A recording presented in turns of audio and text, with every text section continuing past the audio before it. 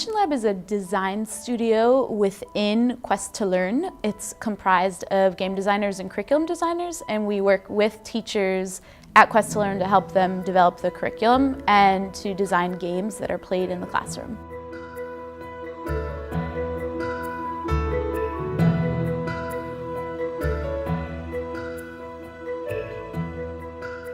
Part of what we do is to identify pieces of content that students tend to have trouble learning or picking up.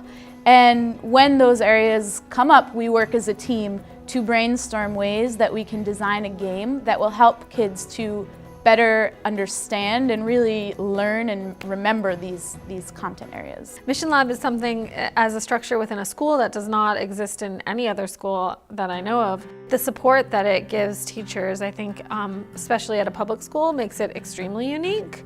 It's just a place where teachers can really be creative and are really encouraged to be creative with their curriculum, and also a space of collaboration. It is an amazing experience because you not only have three heads working together, but you have three heads that bring such wonderful different knowledge and skills to the table that you end up with products that wouldn't have ever appeared if it was just three teachers working together, three curriculum designers, or three game designers. The teacher obviously comes with the content expertise in terms of what is mandated to be taught, and then through group meetings and discussions with the curriculum developers and game designers, start to flesh out possible ideas and directions to go to teach the content. The space that we offer is just like physically kind of a necessary place for teachers to go to. That's not like a faculty room. It's a place where they can go and think, not just go and chill. And we are there to help them think. In terms of knowing what the teacher wants to teach, I have some ideas in my mind already. But then the teacher comes up with something else which is very close to that. So I say, oh, actually, I was thinking the same. So when I see that connection happening, like we are almost on the same wavelength, then I see, oh, we should at least try to prototype this idea and see what happens. When the collaboration works, it's more successful in the classroom because the teacher feels ownership over it. You see kids excited. They're jumping out of their seats, they're yelling, they're talking about triangles and Pythagorean theorem, and you can just see the energy in the classroom. I call it controlled chaos. It is a lot of noise, but very specific noise geared towards learning goals. So it's this amazing time in a classroom where you know learning's going on at the same time that the students are having fun. We're not just playing the games for no reason. We have like a goal in mind. So our goal for the day may be to learn like certain Spanish words. So like we played Clue once, but it was a Spanish Clue. And the object was to learn how to say different Spanish foods. So by playing the game, we were able to pick up the language and speak it by the end of the class. At first, you're like, oh man, the second these kids hear game, their minds change and they start to, get a little excited, they talk, they don't listen as much. And that's true. And from a kid's perspective, every time they've experienced games, it's been in a more lax environment where, they're supposed to have fun, they're not worrying about rules or anything else.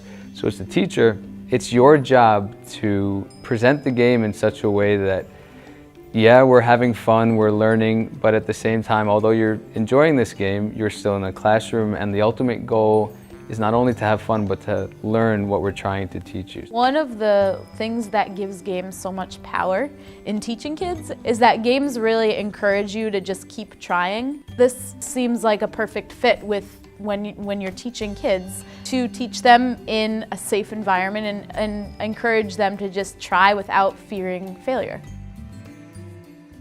Oftentimes the teachers bring up ideas that we never thought of. And so it changes the direction of where we're going in a particular brainstorm, or with a playtest of a game, the teacher's feedback may then shift the redesign of that game. One block, you need to touch that with one of your units or variables. So if it's touching, then you can attack and you can use that. Mission Lab is in our meeting times, are prompts for teacher learning and teacher reflecting on their next steps and their long-term planning. It's very easy to get caught in the day-to-day as a teacher and planning for the next day or maybe the next week or maybe 2 weeks down the road, but we try to force the long-term vision. And while it can be a pain sometimes too, teachers do appreciate it in the long run. There's sort of a trajectory to understanding the nature of the collaboration, and so teachers who have been here since the beginning are very protective of their relationship with the curriculum team. Curriculum meeting times are kind of like times that are never touched unless they really have to be, and teachers protect that more than anybody else does. Games can be considered almost like a second language, universal language for the world, because those are experiences that a lot of people go through and they connect to, maybe in similar ways.